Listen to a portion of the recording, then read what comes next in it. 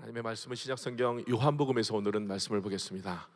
세 군데서 말씀 보실 텐데요. 네 구절의 말씀, 요한복음 1장 14절, 3장 16절, 20장 30절, 31절, 우리 네 구절을 우리 스크린 보시면서 한 목소리로 함께 합독하시겠습니다.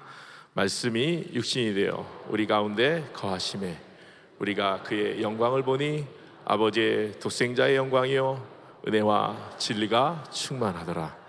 하나님이 이 세상을 이처럼 사랑하사 독생자를 주셨으니 이는 그를 믿는 자마다 멸망하지 않고 영생을 얻게 하려 하심이라.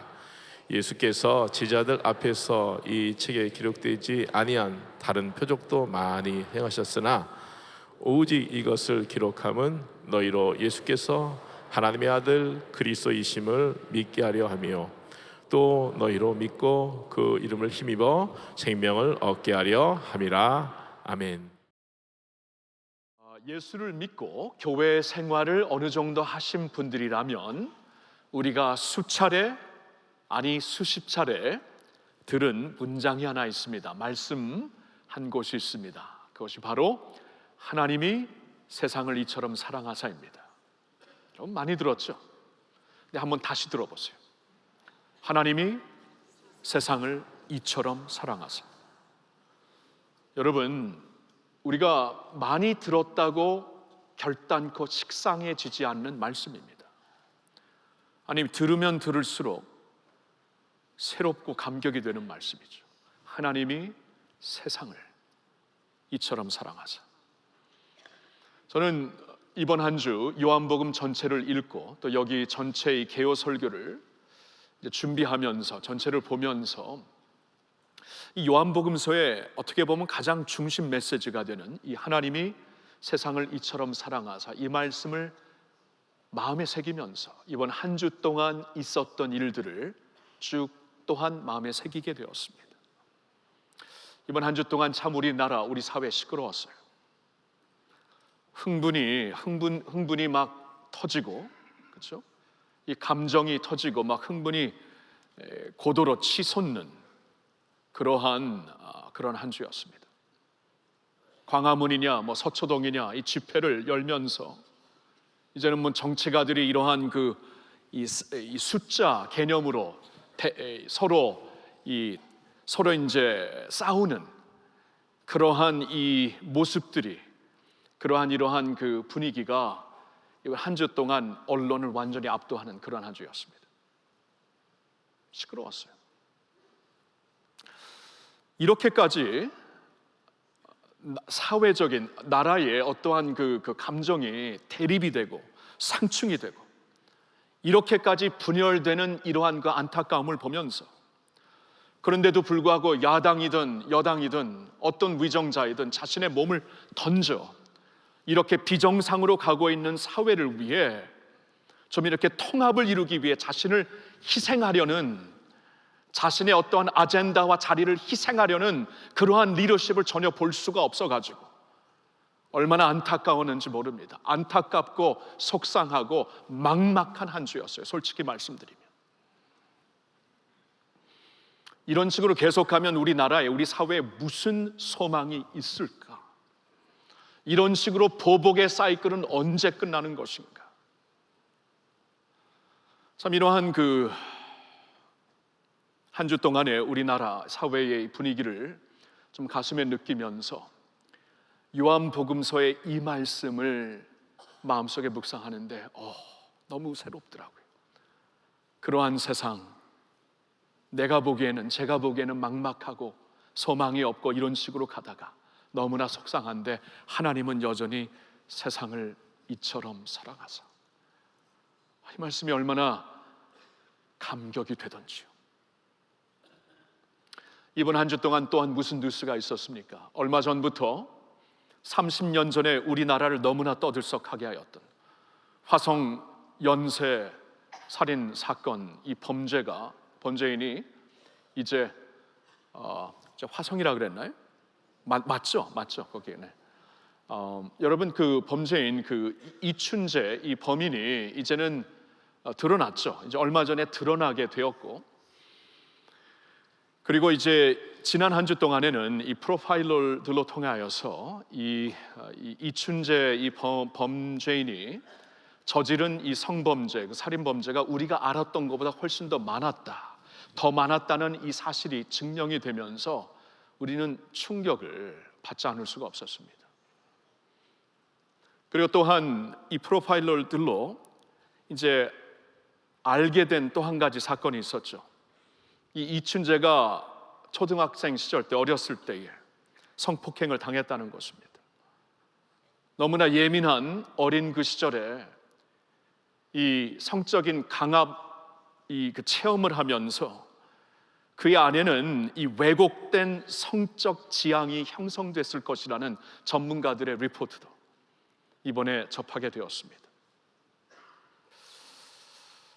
그 어떤 이유도 이렇게 많이 살인을 하고 성폭행 죄를 저지른 것에 변명은 될 수는 없지만, 변명은 결단코 될 수 없지만, 그래도 한 번쯤은 생각하게 하는, 어떻게 해서 이러한 괴물이 이 세상에, 우리 사회에 나타나게 된 것인가, 아, 그런 일이 있었구나, 한 번쯤은 생각하게 하는 그러한 보도를 접하게 된 것입니다. 우리가 살고 있는 세상이 그래요. 우리가 살고 있는 사회가 그렇습니다. 어린 아이들한테도 성폭행하는 사회예요. 그런 죄로 말미암아 나중에는 더 큰 범죄가 나타나게 되는, 살인 사건으로, 연쇄 살인 사건으로 나타나는 그러한 현실 앞에 이게 우리 사회구나 하면서 한 주를 돌아보는 그러한 시기였습니다, 지난 한 주가. 그런데 요한복음의 이 말씀, 하늘의 메가폰을 통해 우리에게 들려주시는 이 말씀이 있다는 게 너무나 놀라워요. 하나님이 그런 세상을 여전히 사랑하셔. 나에게는 소망이 없어 보이는데, 나에게는 구역질을 일으키는 세상인데, 내가 보기에는 너무나 버겁고 안타까운 그러한 세상인데, 하나님은 이 세상을 보시면서 내가 이 세상을 이토록 사랑한다고 말씀을 하세요. 놀라워요. 그럴 수가 없다고 생각이 돼요. 근데 그렇다고 주님은 말씀을 하세요. 이게 요한복음의 메시지입니다. 저는 오늘 요한복음 개요 설교를 하면서 세 군데에서 본문을 보고 있습니다. 첫 번째 본문은 1장 14절이죠. 말씀이 육신이 되어 우리 가운데 거하심에 우리가 그의 영광을 목격하니 아버지의 독생자의 영광이요 은혜와 진리가 충만하더라. 와우. 우리는 세상 안에 살고 있어요. 그렇죠? 우리는 다 세상에서 나서 세상 안에서 살다가 세상에서 죽습니다. 더 이상을 볼 수가 없어요. 세상 밖에 있는 것을 알 수가 없어요. 그렇죠?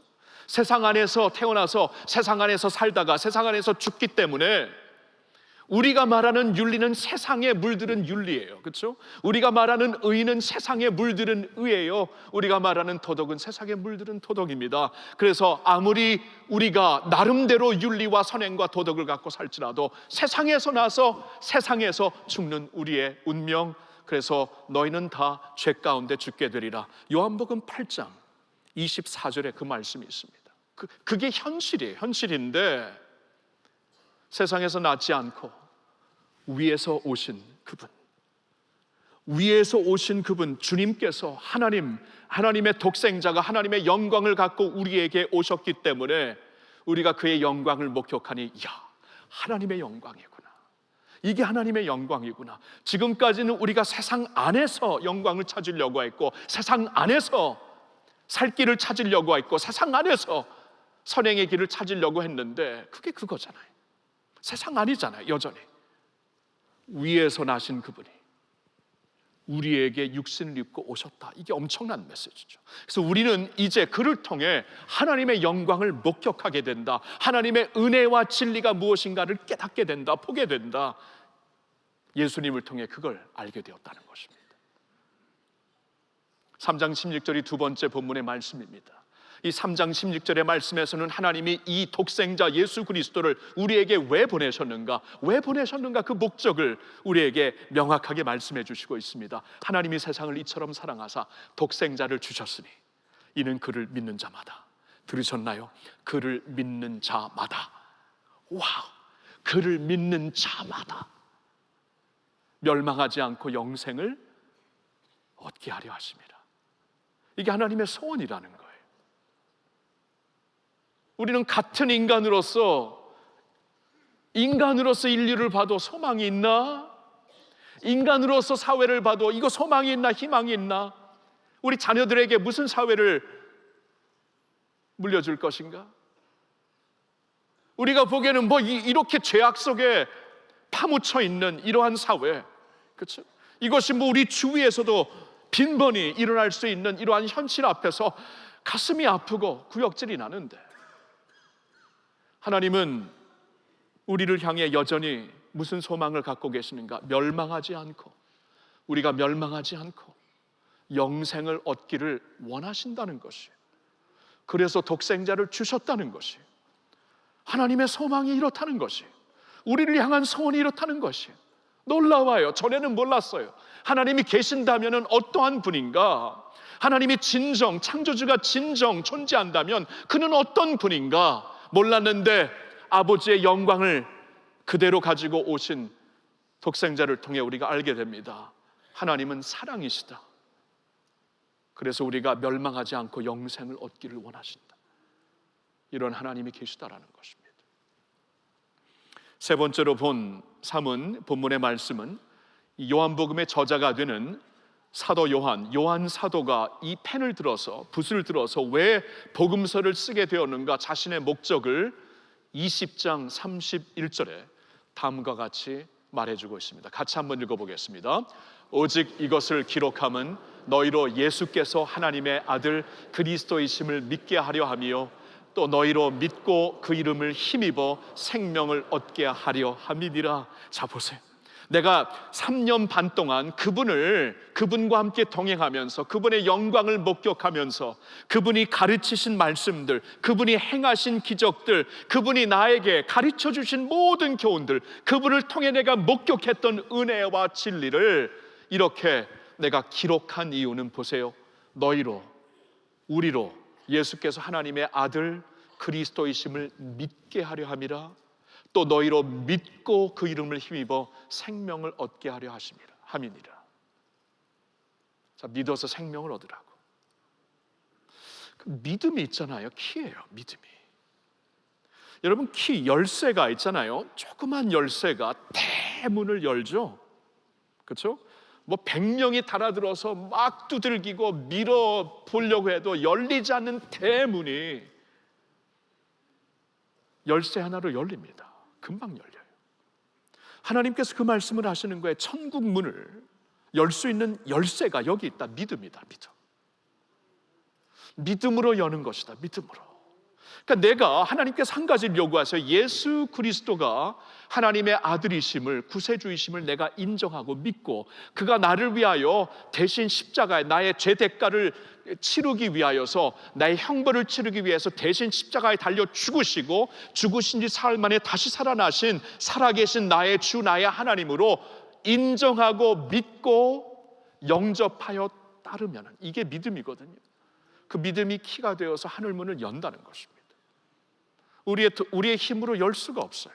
힘으로, 능력으로 열 수가 없어요. 세상의 윤리, 세상의 선행, 세상의 종교는 세상의 것입니다. 세상에서 태어나서 세상 사람들이 만들어서 세상에서 살다가 죽는 그러한 갈림길에서 그래도 살아보려고 세상 안에서 만든 것인데 열쇠가 되나요? 열쇠가 되나요? 하나님 아니라는 것이, 여기 열쇠 내가 준다. 믿음이다. 믿음. 그래서 성경은 뭐라고 하십니까? 의인은 믿음으로 말미암아 산다.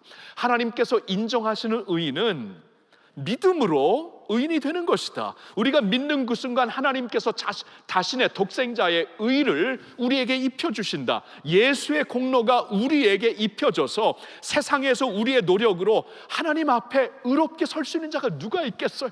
그렇죠? 죄악 가운데 태어나서 죄악 가운데 살다가 죽는 것인데, 선행의 차별뿐인데, 차이뿐인데, 윤리의 차이뿐인데 차이뿐이에요. 그렇죠? 세상에서나 세상에 죽는 것이다, 죄악 중에 죽는 것이다 분명히 말씀하시죠. 근데 하나님께서 예수를 보내셔서 그를 믿는 자에게 이제 예수의 공로를 입혀주시는 거예요. 그러니까 의가 뭐냐면 하나님께서 입혀주시는 것, 하나님께서 우리에게 입혀주시는 옷만이 의의 옷이 되고 예수 그리스도의 공로로 우리가 하나님 앞에 의인으로 설 수 있다는 것입니다. 아멘입니까? 다른 길이 없어요. 의인은 믿음으로 말미암아 사는 것이다. 그래서 그를 믿어서 그가 우리에게 그토록 주시고자 하는 생명을 받아서 멸망하지 않고 하나님의 영생을 받을 수 있도록, 죄악 가운데 태어나 죄악 가운데 살다가 죄악 가운데 죽지 않고 영원히 살 수 있는 길을 우리에게 주시려고 예수님을 우리에게 보내주신 줄로 믿습니다. 와우, 그렇구나. 들어도 새로워요. 똑같은 말씀 들어도 새로워요. 그때마다 새로워요. 이번 한 주 동안 너무나 새롭더라고요. 하나님의 세상을 이토록 사랑한다는 것이. 이렇게 해서 구원받은 자들에게 주시는 약속도 한번 보세요. 요한복음 12장 28절 29절에 다음과 같은 약속이 있습니다. 한번 같이 읽을까요? 내가 그들에게 영생을 주노니 영원히 멸망하지 아니할 것이요 또 그들을 내 손에서 빼앗을 자가 없느니라. 그들을 주신 내 아버지는 만물보다 크심에 아무도 아버지 손에서 빼앗을 수 없느니라. 우리가 예수를 믿어서 이제 주님의 사람이 되면 주님의 손 안에 있는 것이고, 더욱이 우리가 예수 안에 있다는 것은 예수가 하나님의 아들이기 때문에, 독생자이시기 때문에 우리가 예수 안에 있다는 것은 아버지께서 독생자와 함께 우리를 잡으셨다는 거예요. 그러니까 아버지의 손에서, 그렇죠? 만물보다 크신 아버지의 손에서 누가 우리를 빼앗을 수 있으랴? 누가 우리를 빼앗을 수 있을까? 제가 어렸을 때 아직도 기억나요. 아버지의 손을 잡고 가면은 서울 한복판에 인파 속에서 걸어가도 천진난만하게 즐겼습니다. 막 주위를 돌아보면서 사람 많네, 오늘은 버스가 많네. 어렸을 때 막 여의도가 막 생기고 그랬을 때 여의도 가서 아버지가 짜장면 먹자 그래서 기가 막힌다. 거기 천진난만하게, 그렇죠? 아버지의 손을 잡고 어릴 적에 제 마음속에 아직도 기억이 나는데, 아버지의 손을 붙잡으면 괜찮다. 내가 한눈 파고 놓을 수 있지만 아버지는 안 놓으신다. 그럴 뿐이 아니다. 이걸 믿기 때문에 확신이 있는 거예요. 평안이 있는 거예요. 이제는 세월이 지나 이제는 제가 저희 아버지의 손을 붙잡아 드려야 됩니다. 1년에 한 번, 어쩔 때는 1년에 한 번도 못 가는데 한 번 가서 뉴욕에 갈 때마다 요양병원에 계신 아버님의 손을 제가 붙잡아 드리고 일으켜 드려야 되고 부축해 드려야 돼요. 이제는 세월이 지나면서 이렇게 바뀌었어요. 이건 세상의 현실입니다. 세월이 지나면서 이것은 현실인데, 그런데 보세요. 하나님 아버지는 누구신가? 지나가는 시간, 우리가 살고 있는 공간 속에 묶여 있는 분이 아니라, 그렇죠? 크신 분, 그 위에 계신 분. 그래서 그분이 우리를 붙잡고 계실 때, 그분이 당신의 손으로 우리를 붙잡고 계실 때, 그렇죠? 이건 영원한 붙잡음이에요. 누가 와서 빼앗을 수 있으랴? 그래서 성경은 말합니다. 내가 확신하노니 사망이나 생명이나, 세상에서는 사망도 있고 생명도 있지만 하나님에겐 그런 게 없잖아요. 그렇죠? 생명의 원천이 되시는, 이 시간과 공간 위에 계시는, 그렇기 때문에 영원하신 하나님, 사망이나 생명, 이것은 하나님께 아무런 이 한계점이 되지가 않아요. 사망이나 생명이나 천사들이나 권세자들이라는 것은 우주 만물 가운데 우리가 모르는 영의 세계가 있어요. 여러분, 우리 물리 세계가 다가 아니죠. 이건 이제는 초등, 중등, 고등 물리학을 배워도 우리가 아는 세상은 굉장히 한 적은 부분이다. 그러니까 그 밖에 있는 다른 세계가 있어요. 그 밖에 있는 영의 세계가 있어요. 그래서 그 영의 세계를 우리는 두려워합니다. 이건 뭔지 모르겠어요. 천사들, 권세자들, 이들이 두려운데 이들이 와서 빼앗을 수 있지 않은가? 근데 아니라는 거예요. 하나님은 그 위에 계시죠. 이 모든 우주 만물의 모든 권세자들, 모든 천사들이라 할지라도 하나님이 만드셨기 때문에, 크신 분이기 때문에 하나님이 우리를 붙잡고 계시면은 천사들이나 권세자들도 와서 빼앗을 수 없다. 그렇죠? 현재 일이나 장래 일이라도 그렇죠? 현재일, 장래일, 이것은 시간의 개념으로 우리가 생각을 하는 것이죠.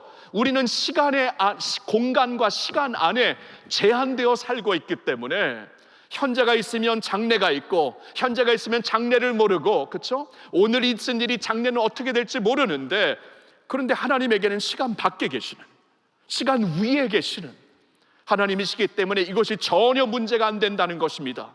그뿐입니까? 능력이나 높음이나 기쁨이나 다른 어떤 피조물이라도 우리가 차마 생각하지 못했던 이 우주 만물 중에 능력도 있고 높음도 있고 기쁨도 있을 텐데, 어떤 피조물이라도 확신이 있어요. 그 위에 계신 그보다 크신 하나님이 나를 그리스도 안에서 붙잡고 계시다면 이 모든 것이 우리를 그리스도 예수 안에 있는 하나님의 사랑에서 끊을 수 없으리라고 믿습니다. 하나님이 세상을 이처럼 사랑하셔 이것을 허락하셨어요. 그러면 우리가 예수를 믿어야죠. 예수를 믿고 또 예수를 믿은 사람이라면 예수를 전파해야죠. 하나님이 세상을 이처럼 사랑하셔서 이렇게 역사를 하셨으면 이 사회, 이 세상을 우리가 축복하기 위해, 살리기 위해, 회복하기 위해, 치유하기 위해 알려야죠. 전해야죠.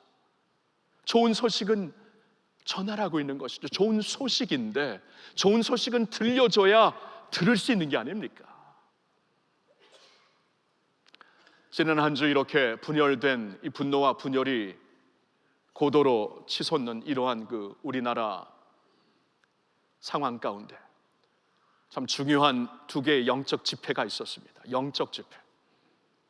하나는 디아스포라, 한민족 디아스포라 대회였어요.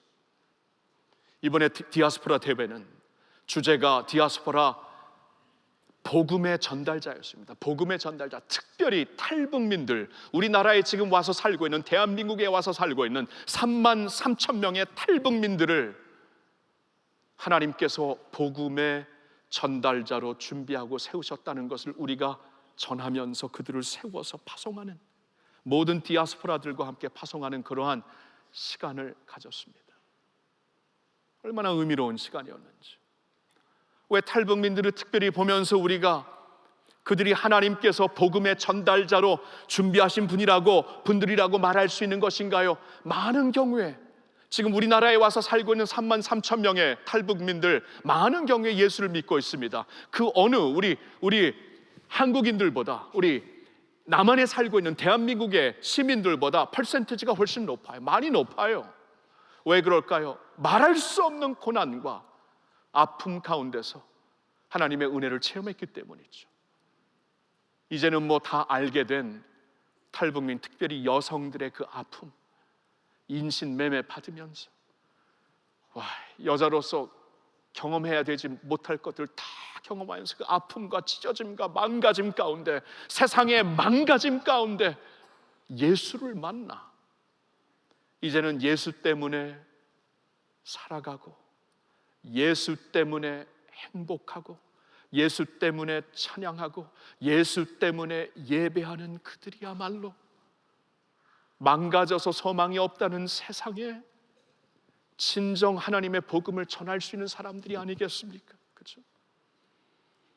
근데 생각해 보면 우리 모두에게 이러한 스토리가 있어요. 우리 모두에게, 그 정도는 아닐지라도 우리 모두에게 예수를 만나서 완전해지고, 예수를 만나서 치유를 받고, 예수를 만나서 자유롭고, 예수를 만나서 이제 살 이유를 찾았고, 우리 모두에게 있는 메시지가 아닙니까? 이게 좋은 소식이죠. 그럼 이걸 전해야죠. 이렇게 심각하게 망가진 세상을 하나님이 사랑하시고, 사랑하셔서 이러한 예수 그리스도를 우리에게 주셨는데, 이 복음의 전달자들로서 우리가 일어나야죠. 맞습니까? 그렇죠? 우리가 일어나야죠. 누가 일어나겠어요? 또 하나의 영적 집회는 원코리아 넥스트 기도 모임이었습니다. 원코리아 넥스트, 그렇죠? 남서울교회에서 이번에 반포동에 있는 모임을 가졌는데요. 그렇게 막 흥분되면서 분열되고 있는 우리나라의 그 분위기와 또 정치와 사회의 그러한 현실 가운데 젊은이들이, 이 넥스트는 청년들 중심이거든요. 물론 아버지 세대, 어린애 세대들도 같이 모였지만 청년들이 중심한 기도 모임이거든요. 그들이 모여서 원 코리아를 외치는데, 원 코리아를 외치는데 감격이 되대. 감격이 되대. 감격이 너무 되대요. 희망이 있구나. 희망이 있구나. 여러분, 복음의 능력이 무엇입니까? 복음의 능력은 갈라진 것을 하나 되게 하는 능력이죠. 이 죄라는 것은 하나님과 우리를 갈라놓습니다. 복음이 그 갈라놓아진 그 우리의 상태를 회복하고 치유하는 것이죠. 하나님과만 분리가 되었습니까? 아니죠. 서로와 분리가 되었잖아요. 여러분, 성경을 보면 죄가 들어오니까 사람과 하나님의 사이가 분리가 되고 사람이 사람들과 분리가 돼요. 형제들끼리도 죽여요. 그렇죠. 가인이 아벨을 죽이잖아요. 동생을 죽이잖아요. 이게 인류의 시작이잖아요. 시작부터 지금까지 그러고 있습니다. 바벨탑 사건이 창세기 11장에서 보여지면서 죄가 들어와서 이 세상이 죄의 저주로 하나님께서 심판을 하시니까 분리가 되잖아요. 사람들이 온 세상 지면에 퍼지면서 서로 의지할 수 없는, 서로 불신할 수밖에 없는 언어가 다른 사람들로 하나님께서 이 죄의 결과로 흩으시잖아요. 그렇죠? 죄의 결과는 분리입니다. 불신입니다. 근데 복음의 능력이라면 그 죄의 결과를 그럼 반전시키는 게 아니겠습니까? 그래서 성경은 보니까 예수 그리스도가 오심으로 말미암아 우리를 하나님과 화목하게 하신 것뿐만이 아니라, 성경을 보니까 복음이 무엇인가? 우리는 하나님과의 화목만 생각하는데 아닙니다. 둘을 하나 되게 하셨다. 둘로 하나 되게 하시어서 하나님과 화목하게 하셨다. 이 말씀을 전해주시고 있어요. 제 말이 아닙니다. 하나님의 말씀이 에베소서 2장 14절, 15절, 16절, 18절, 18절. 제가 18절 두 번 얘기 안 해요. 그렇죠? 그렇죠? 여러분, 에베소서 2장을 제가 로마서 8장과 함께 우리 새소명반에 외우게 하는 이유가 거기에 power of the gospel, 그렇죠? 이 복음의 능력이 무엇인가를 우리에게 너무나 확실하게 전해주고 있기 때문이에요. 둘로 하나를 만드사. 잘 들어보세요. 거기서 말하는 둘은 그냥 이웃 정도를 얘기하는 게 아닙니다. 그냥 몰랐던 사람들 그 정도를 얘기하는 게 아니에요. 원수지간, 아니 왼수지간을 얘기하는 겁니다. 제가 지금 표현 제대로 했나요? 원수가 아니라 왼수다. 이게 좀 더 세죠, 억양이. 여러분, 거기서 둘로 하나가 뭔지 아세요? 그거예요, 여러분. 왜냐하면 사도 바울이 지금 성령의 감동을 받아 그 말씀을 썼을 때 거기서 말하는 둘이 유대인과 헬라인들이에요. 유대인과 이방인들이에요. 서로 접촉이 불가능했던, 서로 저주하고 살았던 이방인과 유대인들이 둘로 하나로 새 사람을 만들어 하나님과 화목하게 하셨다.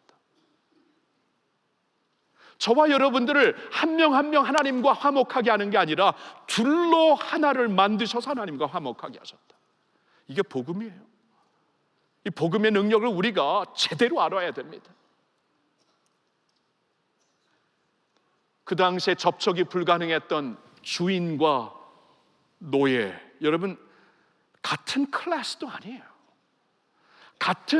이건 같은 종족 정도가, 같은 인류가 아니었습니다. 주인과 노예는 하나 되게 하신다. 브라더 앤 시스터로 만드신다. 빌레몬서가 왜 있죠? 신약 성경에 제 신학 개론을 미리 해버리네요. 그렇죠? 빌레몬서를 통해 전혀 이 주인과 노예의 관계가 형제로, 동역자로 바뀌는, 이거 복음의 파워이거든요. 남자와 여자, 지금도 차별이 있지만 그 당시에는 같은 클래스였나요? 아니었잖아요. 남자와 여자가 그리스도 예수 안에서 하나님 앞에서 하나다. 우리의 은사를 동등하게 발휘할 수 있고 하나님의 나라를 위해 동등하게 기여할 수 있는 하나다. 혁명의 세상의 모든 그 이념을 완전히 부서뜨리는 혁명적인 발언입니다. 남자와 여자가 하나다. 그 당시엔 그랬죠. 그래서 있잖아요,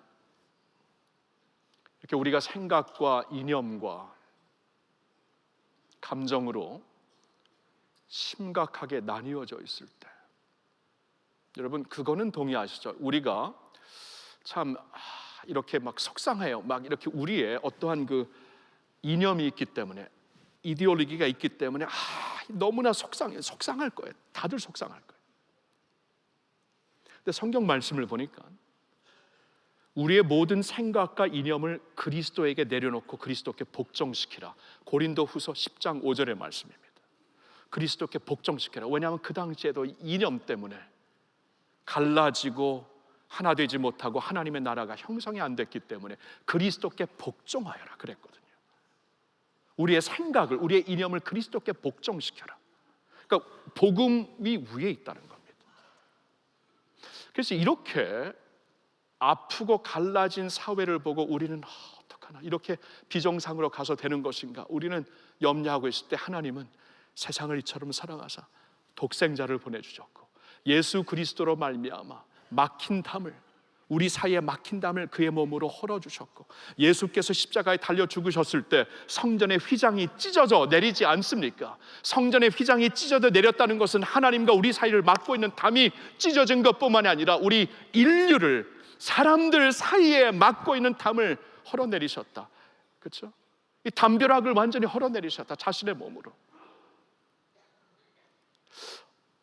이게 복음의 능력이라면, 하나님의 세상을 이처럼 사랑하셔서 이러한 복음을 우리에게 주신 것이라면, 주님의 교회야말로 이럴 때에 좀 다른 소리를 내고 다른 방향을 선택하고, 절대로 이룰 수 없다는 통합 안 되죠. 어떻게 사회적인 차원에서 무슨 통합이 됩니까? 이렇게 갈라졌는데, 그렇죠? 안 되죠. 그러니까 사회적인 이 차원에서가 아니라 복음의 차원에서 그리스도 안에서 형제 자매가 되었다. 여러분, 저와 저희 부모님과 의견이 다릅니다. 저와 저의 자식과 의견이 다릅니다. 의견은 다르죠. 그런데 자식이잖아요. 부모잖아요. 의견은 다르지만 피가 물보다 진하듯이, 그렇죠? 이겁니다. 예수께서 그리스도의 피로, 이 세상에 어떠한 물보다 진한 그리스도의 피로 우리를 하나 되게 하셨다. 그래서 이 자리에 여러 생각과 이념들을 갖고 계신 분들이 한 자리에 와서 한 형제 한 지체로 주님을 찬양하고 예배하고 있지 않습니까? 이게 소망이 아니겠어요? 이게 소망. 여러분, 우리 사회에, 이렇게 갈라진 사회에, 우리 이러한 세상에 이게 소망이 아니겠습니까? 저만 그렇게 믿나요? 여러분은 어떠하십니까? 여러분 그 정도예요? 여러분은 그렇게 믿으세요? 그렇죠? 여러분, 교회는 달라야 됩니다. 그리고 교회가 달라야 세상이 소망을 찾아요. 왜냐하면 세상에 속한 자들이 세상 안에서 머리를 맞대고 막 하면 그게 그건데, 위에서 내려오신 하나님의 영광이 우리에게 주신 복음이 있을 때 이것을 압도하는 하나님의 복음이고 주님의 진리고, 갈라진 주의 백성들을 하나로 만들어서 예수 안에서 하나 되게 하시는, 그리스도 안에서 한 지체 되게 하시는, 그래서 한 마음으로 예배하게 하시는 하나님의 복음의 역사가 분명히 있는 줄로 믿습니다. 사랑하는 성도 여러분, 하나님이 세상을 이처럼 사랑하셨으니 그 사랑 힘입어 주님의 복음 안에서 한 세 사람이 되어, 둘이 하나가 되어 한 세 사람이 되어서 주님께 예배하며 주님의 나라를 확장시키는, 이 세상 갈라지고 찢어지고 아파하는 이 세상에 진정한 주님의 치유와 회복과 하나님과의 화목을 이루는 그러한 복음의 사람들이 되시기를, 그러한 주님의 교회가 되시기를 예수님의 이름으로 축원합니다. 기도하겠습니다. 주님 감사합니다. 오늘 예수님 때문에 우리가 살 수 있고, 예수님 때문에 소망을 가질 수가 있고, 예수님 때문에 행복하고, 예수님 때문에 완전해지고 예배할 수 있는 우리들, 이제 그 예수님을 우리에게 허락하신 하나님의 사랑 힘입어 주님의 치유자들로 일어나게 하여 주시옵소서. 주님, 우리나라가 많이 심각하게 분열되어 있습니다. 분노가 이 공기에 있습니다. 하나님, 이렇게 계속 비정상으로 가고 있는 모습에서 우리 진짜 마음이 아픕니다.